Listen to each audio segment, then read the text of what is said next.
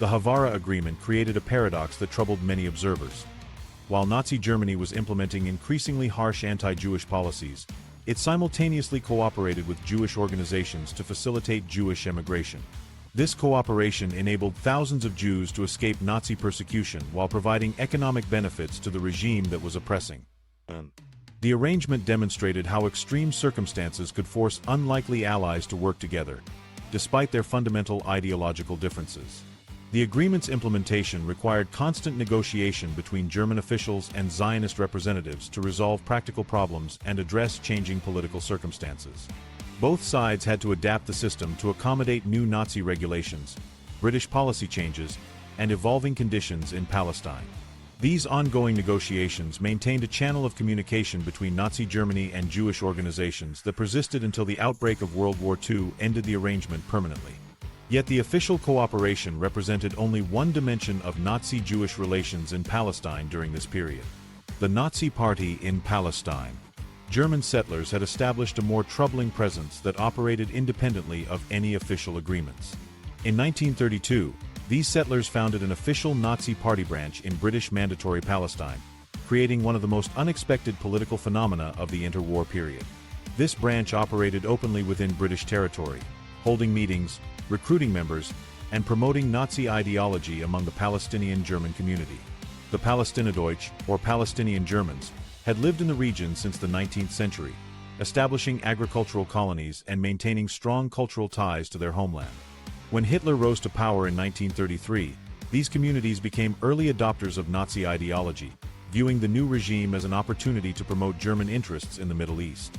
The existing German infrastructure of schools, hospitals, and cultural institutions provided a perfect framework for Nazi political organization and propaganda distribution.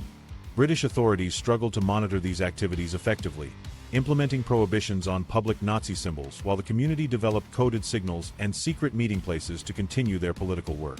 Nazi party membership in Palestine grew dramatically from just a handful of supporters in 1932 to nearly 300 active members by 1937. This expansion occurred despite British monitoring and represented a significant portion of the adult German population in Palestine. The party organized regular meetings, distributed Nazi literature, and coordinated with party headquarters in Berlin. Members paid dues, received party materials, and participated in political activities just as they would have in Germany itself. The Nazi Party in Palestine established youth programs throughout German settlements, recruiting children and teenagers for ideological indoctrination. These programs operated under the guise of cultural education and recreational activities, teaching German language, history, and traditional customs. However, they also promoted Nazi racial theories, anti-Semitic propaganda, and loyalty to Adolf Hitler. Most German children in Palestine were enrolled in these programs, creating a generation thoroughly indoctrinated in Nazi ideology. The programs conducted military-style training exercises, taught Nazi songs and ceremonies, and required participants to swear allegiance to Hitler and the German Reich. Children learned to identify Jews and other racial enemies, memorized Nazi slogans, and practiced marching formations. The programs also served as recruitment centers for future party membership, identifying particularly devoted young people who could be groomed for leadership roles within the Palestinian German community. Arab Palestinians viewed these Nazi Germans as potential allies against Zionism and British rule, creating an unexpected convergence of interests. Arab leaders recognized that Nazi ideology opposed Jewish nationalism and saw an opportunity to gain German support for their own political goals. They welcomed German settlers who expressed anti-Zionist sentiments and hoped that Nazi Germany would provide weapons, funding, and diplomatic support for Arab resistance movements. This perceived alliance encouraged some Arab Palestinians to overlook Nazi racial theories that classified them as inferior peoples. They focused instead on Nazi opposition to Judaism and British imperialism, viewing these as common enemies that justified tactical cooperation. Arab newspapers occasionally published favorable articles about Nazi Germany, while some Arab political leaders maintained informal contacts with German settlers and Nazi party representatives. Despite British prohibitions, evidence of secret Nazi activities persisted throughout the 1930s. British intelligence reports documented the discovery of Nazi literature and ceremonial objects in German homes and community centers. Party members developed elaborate codes and secret signals to communicate with each other and coordinate activities. They held clandestine ceremonies marking important Nazi holidays and celebrations, always ensuring that these gatherings appeared to be ordinary social events. The Palestinian Germans maintained a delicate balance between their Nazi ideology and their need for survival under British rule. They recognized that overt Nazi activities would result in deportation or imprisonment, so they carefully calibrated their political expression to avoid British retaliation. This required constant adaptation as British policies changed and surveillance intensified. Many German settlers publicly professed loyalty to British authorities while privately maintaining their Nazi beliefs and activities. Some Palestinian Germans served as intermediaries between Nazi Germany and Arab political movements, providing intelligence and facilitating communication. They reported on British military activities, Jewish settlement patterns, and Arab political developments to German authorities. This intelligence network helped Nazi Germany understand Middle Eastern politics and identify potential allies for future operations against British interests. British intelligence services gradually developed more sophisticated surveillance techniques, specifically targeting the Palestinian German community. They recruited informants, intercepted communications, and conducted periodic raids on suspected Nazi meeting places. These efforts revealed the extent of Nazi organization and ideology within the German settlements, but they never completely eliminated Nazi activities. The outbreak of World War II in September 1939 marked the end of organized Nazi activities in Palestine. British authorities immediately classified all German settlers as enemy aliens, regardless of their political affiliations or length of residence in Palestine. This classification resulted in mass internments, property confiscations, and eventual deportations that effectively dismantled the German community's political and social structure. Most Palestinian Germans were interned in detention camps, first in Palestine and later in other British territories. Their properties were confiscated and sold to compensate British war costs. Many were deported to Australia via Egypt, while others were exchanged with German authorities in prisoner swaps. A few German settlers who could prove anti-Nazi credentials were allowed to remain, but they faced continued suspicion and surveillance. The deportations marked the virtual end of the German community's organized Nazi activities in Palestine. The carefully constructed party organization, youth programs, and cultural institutions were dismantled within months. Nazi literature was destroyed, party records were confiscated, and the network of supporters was scattered across multiple continents. Yet even as mainstream Nazi activities collapsed under British pressure, the deteriorating situation pushed some Jewish groups toward increasingly desperate measures. The war had fundamentally altered the political landscape, forcing all parties to reconsider their alliances and strategies for survival. The Stern Gang's desperate gambit. An extreme Zionist faction had reached a conclusion that would shock the Jewish world. Lehi, known to the British as the Stern Gang after their leader Abraham Stern, represented fewer than 300 members but wielded influence far beyond their numbers. This organization had split from Ergen over tactics, with Stern arguing that Britain remained the primary obstacle to Jewish statehood even as Nazi Germany threatened Jewish existence across Europe.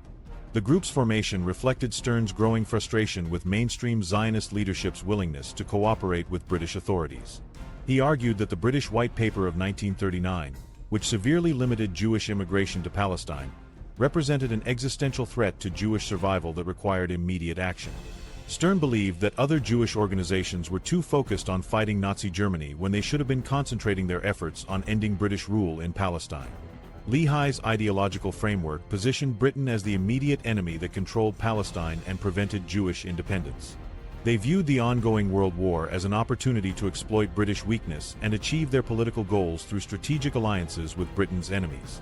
This calculation led them to consider partnerships that other Jewish groups found morally unacceptable, including potential cooperation with Nazi Germany. The group's leadership believed that any alliance that weakened British control over Palestine was worth pursuing, regardless of the moral implications. The organization's strategic thinking reflected a cold calculation about geopolitical realities rather than ideological sympathy with Nazi goals. Lehi leaders recognized that Nazi Germany was fighting a global war against Britain and might be willing to support Jewish independence if it served German strategic interests. They believed that a Jewish state allied with Germany would be preferable to continued British rule that prevented Jewish immigration and blocked the creation of an independent Jewish nation. This reasoning ignored the fundamental reality that Nazi ideology viewed Jews as racial enemies who could never be trusted allies. In January 1941, Lehi sent a formal proposal to Nazi officials offering military cooperation in exchange for German recognition of Jewish independence in Palestine. The document outlined specific terms for collaboration, including Lehi's willingness to fight alongside German forces against British positions in the Middle East. The group promised to mobilize Jewish resistance fighters to attack British installations, disrupt British communications, and assist German military operations in the region. They offered to coordinate their activities with German intelligence services and provide local knowledge that could help German forces operate effectively in Palestine. The proposal emphasized Lehi's anti-British credentials and their commitment to ending British rule through armed resistance. The group highlighted their previous attacks on British police stations, administrative buildings, and military installations as evidence of their effectiveness and determination. They argued that Jewish fighters familiar with local terrain and conditions would be valuable allies for any German military operations in Palestine. The document also suggested that a German-supported Jewish state would serve German strategic interests by creating a reliable ally in the Middle East. Lehi's offer included specific commitments about post-war cooperation with Nazi Germany. They promised that an independent Jewish state would maintain friendly relations with Germany and support German economic interests in the region. The group suggested that Jewish technical expertise and organizational skills could contribute to German development projects in the Middle East.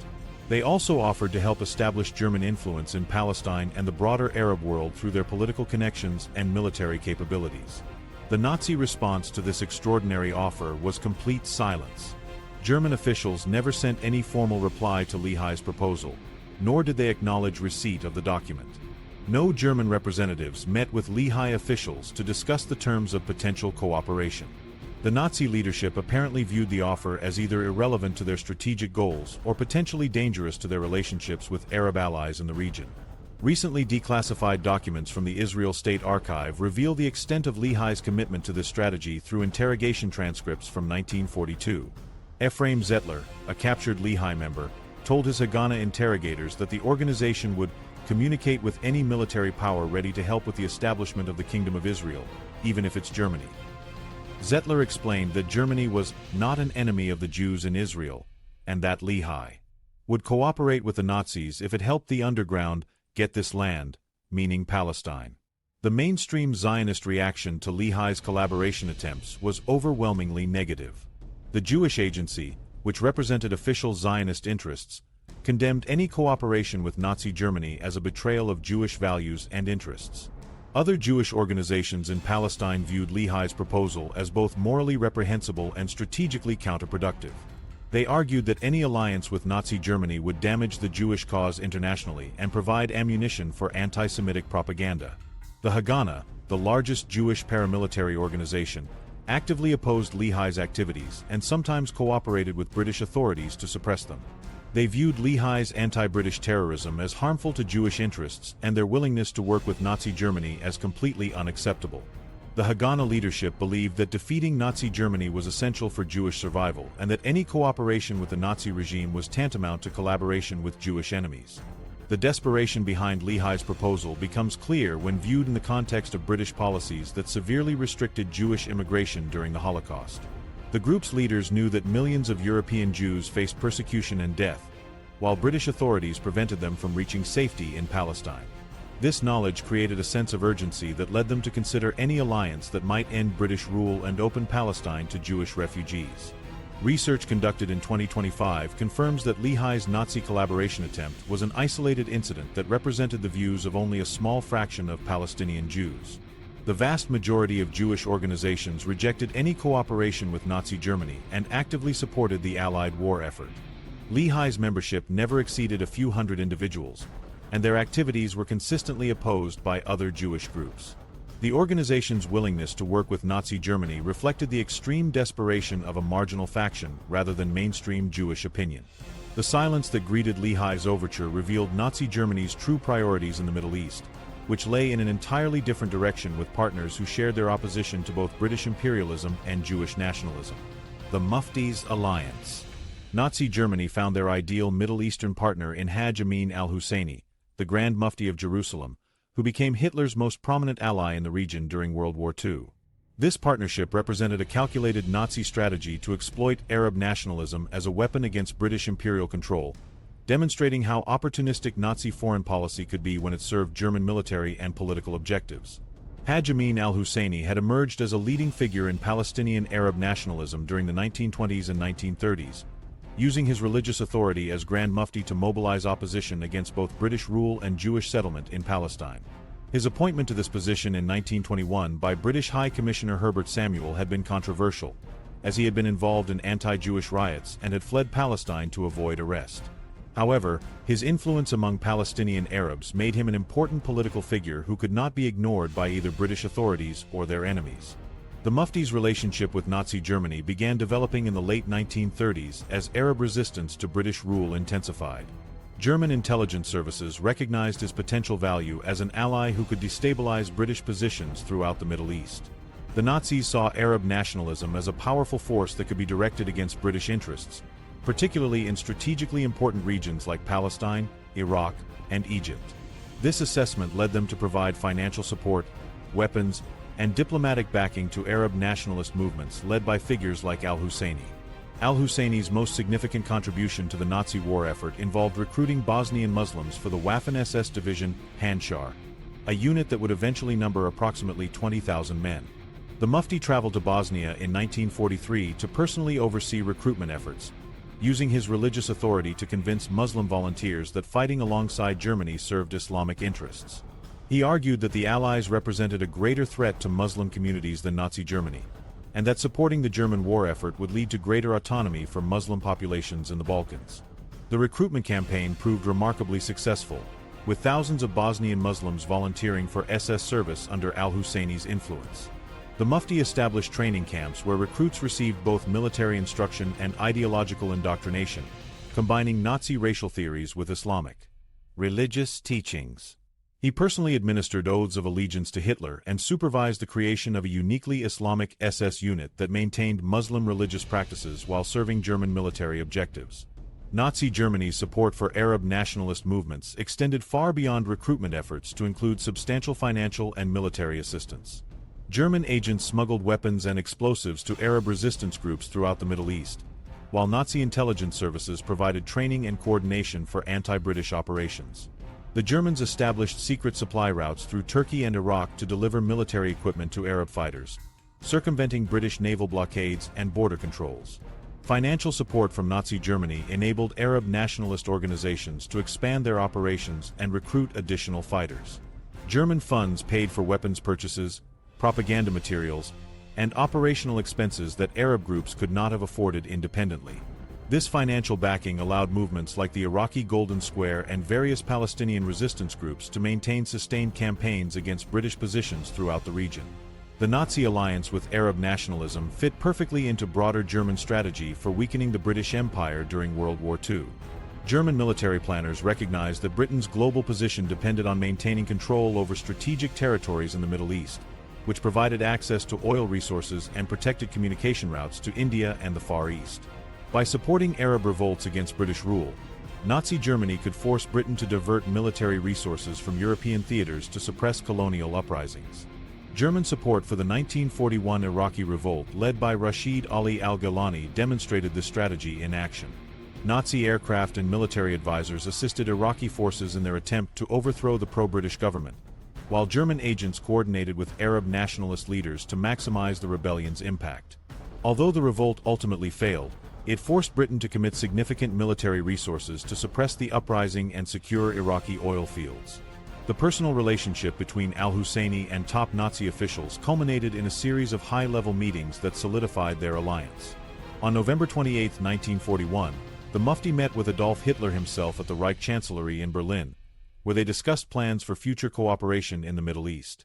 Hitler assured al-Husseini that Germany would support Arab independence once the war was won, while the Mufti pledged to mobilize Arab support for German military objectives. Additional meetings with Heinrich Himmler, Joachim von Ribbentrop, and other Nazi leaders established concrete plans for implementing their partnership. These discussions covered topics ranging from military cooperation and intelligence sharing to post-war political arrangements in the Middle East.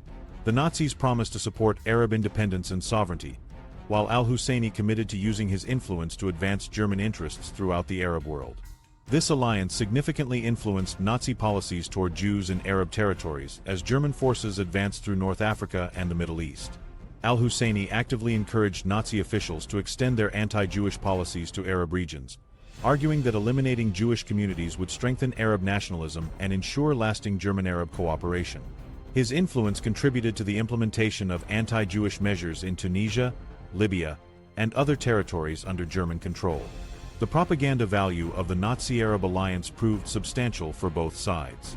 Nazi Germany gained credibility among Arab populations by demonstrating support for their nationalist aspirations, while Arab leaders like al-Husseini gained international recognition and military backing for their political objectives. German propaganda services promoted the alliance as evidence of Nazi support for oppressed peoples fighting against British imperialism, while Arab nationalist media portrayed German cooperation as validation of their struggle for independence. Recent research conducted in 2025 has illuminated the full extent of this collaboration through newly declassified documents from German, British, and Israeli archives. These materials reveal that Nazi support for Arab nationalism was more comprehensive and systematic than previously understood, involving extensive intelligence networks, financial transfers, and military coordination that continued throughout the war. The Nazi-Arab alliance represented a stark contrast to German treatment of Jewish collaboration attempts, demonstrating how Nazi foreign policy prioritized strategic advantage over ideological consistency. Yet beneath these political calculations lay a more fundamental driving force that shaped all these unlikely partnerships across the region: the economics of collaboration. Economic necessity drove these unlikely partnerships far more than ideological alignment. Nazi Germany faced severe financial constraints in 1933, with foreign currency reserves depleted and international boycotts limiting export opportunities. Economics Minister Hjalmar Schacht's strategy required solutions that could simultaneously reduce the Jewish population, retain Jewish assets within Germany, and generate export revenues. Jewish emigration agreements provided exactly this combination of benefits, making economic collaboration attractive despite the fundamental ideological opposition between Nazi and Zionist goals. The financial benefits Nazi Germany gained from Jewish emigration agreements were substantial and immediate. The Havara system allowed the regime to control Jewish wealth while converting it into export earnings, providing crucial foreign currency revenues during a period of economic isolation. German manufacturers gained access to Palestinian markets that had previously been closed to them, while the government retained Jewish assets that would have otherwise left the country through normal emigration channels. This arrangement generated millions of dollars in export revenues that helped stabilize the German economy during the early years of Nazi rule. German exports to Palestine increased dramatically through these arrangements, transforming trade relationships that had been minimal before 1933. Exports reached 105 million Reichsmarks by 1939, making Germany one of Palestine's largest trading partners. This export boom included industrial equipment, agricultural machinery, construction materials, and consumer goods that Palestinian Jewish communities desperately needed for their economic development. The trade volume represented a significant portion of Germany's total exports to the Middle East during this period.